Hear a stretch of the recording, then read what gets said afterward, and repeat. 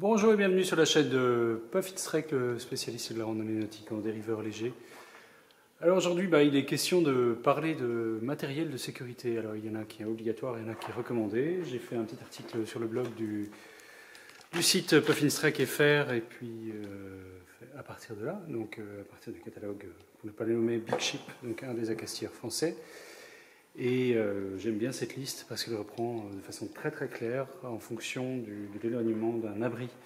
On voit ici 2000, 6000, etc.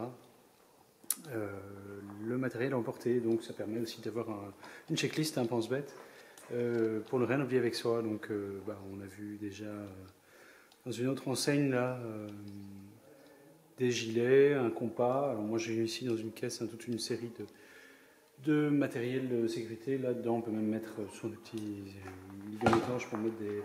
Oui, noté flares en anglais, donc pour mettre des. Et emergency beacons, donc voilà, il y a des poignées, c'est assez pratique. Donc évidemment, chacun fait à sa sauce. On a déjà parlé de la lampe frontale, ou alors ici, pas 6 mots pour ne pas les nommer, il faut une petite lampe de poche. Ici, un exemple de carte plastifiée, c'est très utile. La boîte de premier secours, là vous voyez, elle n'est même pas ouverte. L'idéal, comme je dis dans l'article du blog, c'est carrément de la faire, d'en prendre une si on veut comme ça, et puis de la compléter par soi-même, par les choses qui sont importantes pour nous, en fonction des états de santé, des besoins médicaux de chacun, et aussi des capacités à se remonter un peu le moral, parfois quand c'est un peu plus difficile. Là, il y a encore d'autres choses, c'est des petits. Les tubes de fluorescine qu'on peut mettre autour de soi dans l'eau. Qu'est-ce qu'on a d'autre? Un compas, là, par exemple, la fameuse corne de brume qu'on avait déjà vue aussi. Qu'est-ce qu'on peut encore voir d'autre? Donc ça, c'est rangé. Voilà.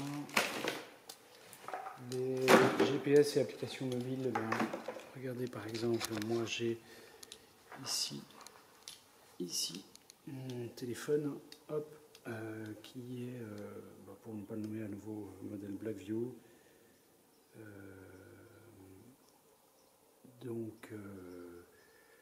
Voilà, c'est assez simple. Pourquoi Blackview là? Parce que c'est un des portables qui est étanche. J'ai aussi Crosscall, etc. Donc moi évidemment, comme je suis souvent sur l'eau ou dans des situations comme celle-là, ça peut être un peu compliqué de ne pas avoir un téléphone étanche. Alors je cherche l'application Navionics, c'est une des applications parmi d'autres.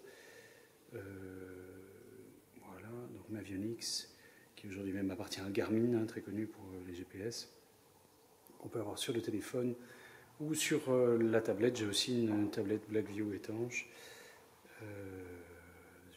Ça ne marche pas.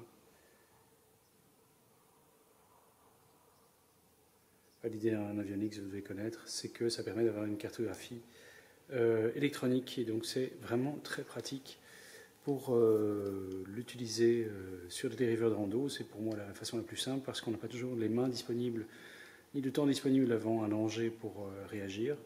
Donc évidemment, avoir du papier de préférence plastifié et les outils classiques dont on parle dans la liste, donc la carte, la règle, le compas de relèvement, etc. Mais quand même, l'électronique aujourd'hui, non seulement c'est un aspect réglementaire, mais c'est aussi d'une bonne aide. Donc qu'est-ce qu'on peut encore voir d'autre? Oui, les mouillages, on les a vus aussi. Le bout de remorquage, le gilet, qu'est-ce qu'on peut voir? L'extincteur, évidemment, le pavillon national. L'échelle, j'en ai plus, mais bon, c'est soit artisanal, soit une vraie échelle. Le code noir, la boule de mouillage, c'est pas compliqué. La balise de détresse, j'en ai pas. La VHF, on l'a vu. Les feux de navigation, oui, donc ça peut prendre la forme d'une petite lampe, c'est assez pratique. Moi j'en ai d'ailleurs là des petites lampes à piles qui permettent d'avoir du rouge, du vert et du blanc, ou alors les petits palets qu'on peut trouver aussi. Donc voilà, c'est très pratique. Et donc aussi une question qu'on m'a souvent posée, ce qui concerne la réglementation et la sécurité. Donc il y a une liste de matériel obligatoire et de matériel recommandé. Donc évidemment, se fonder plutôt sur le recommandé que l'obligatoire, parce qu'on a beaucoup de place, donc on peut prendre autant de matériel qu'on veut. C'est une liste qui n'est pas exhaustive, il faut évidemment la compléter. Matériel de protection, néoprène, etc., un ciré, de l'alimentation, de l'eau, toutes sortes de choses basiques, et ça relève du bon sens, du matériel de rechange, des pièces de rechange notamment sur votre bateau. Et enfin, l'autre aspect, c'est la capacité. Où est-ce qu'on peut naviguer avec un dériveur de rando? Est-ce qu'on peut faire des petites traversées? Le principe, c'est que la division 240 s'applique en France pour la navigation. Et elle prévoit une navigation à maximum 2000 d'un abri. Un abri, c'est quoi? C'est un endroit sur la côte qui permet de s'abriter, tout simplement. La côte, ça peut être celle d'une île ou du continent.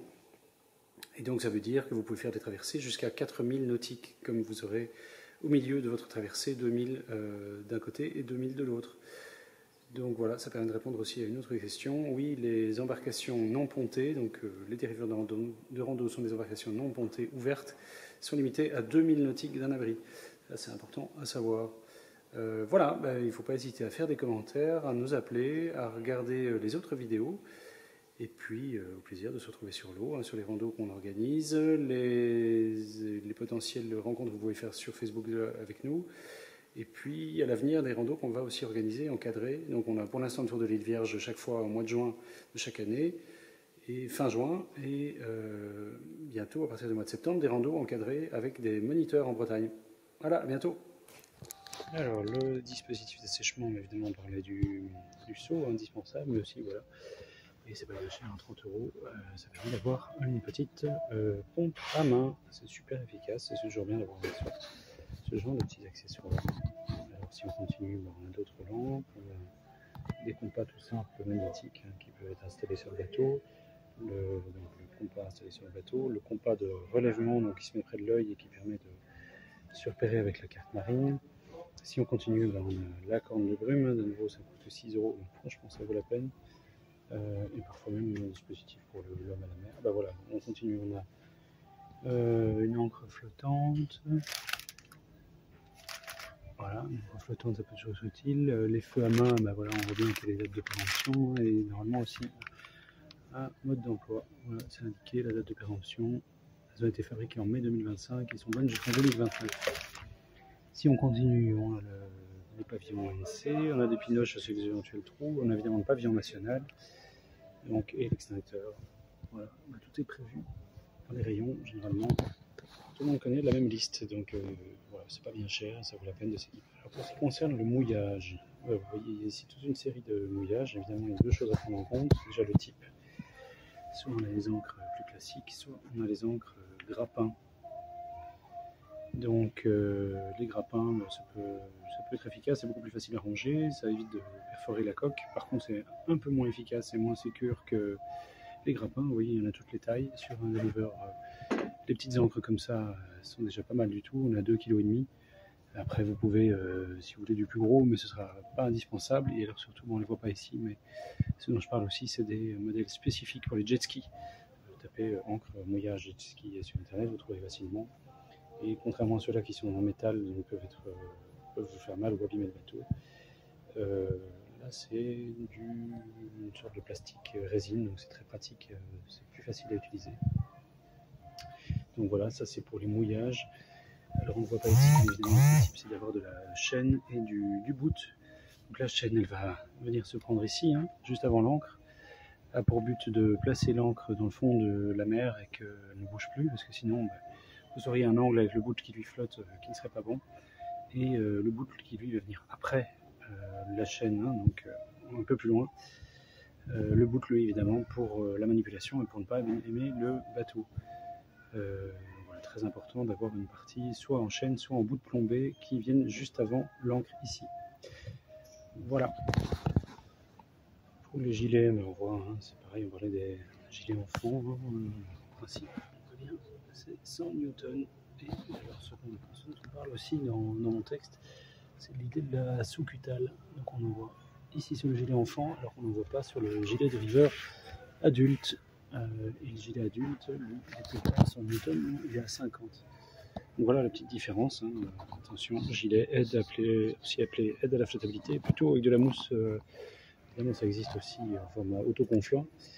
Les autogonflants, c'est peut-être pas idéal parce que déjà c'est pas très pratique à utiliser quand on est dans l'eau, qu'on doit remonter dans le bateau. Ça fait un gros volume, on n'arrive plus à remonter dans le bateau. Et puis à la moindre vague, on peut aussi avoir quelque chose qui gonfle sur soi. Donc voilà, peut-être privilégier quand même les modèles ici. Et donc on voit bien enfant 100 newtons, adulte 50, et bah, si possible, hein, ça existe parfois des sous-cutales, même sur les adultes de 50 newtons.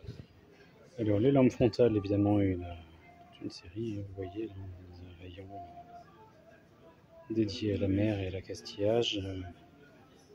Voilà, bah, je vous laisse faire votre choix, hein. Évidemment, il faut qu'elle soit étanche, la plupart ici le sont, et qu'elle soit la plus puissante possible, et de préférence avec batterie intégrée. Là par exemple on voit que celle-ci, il va falloir changer les piles, ce qui n'est pas très pratique.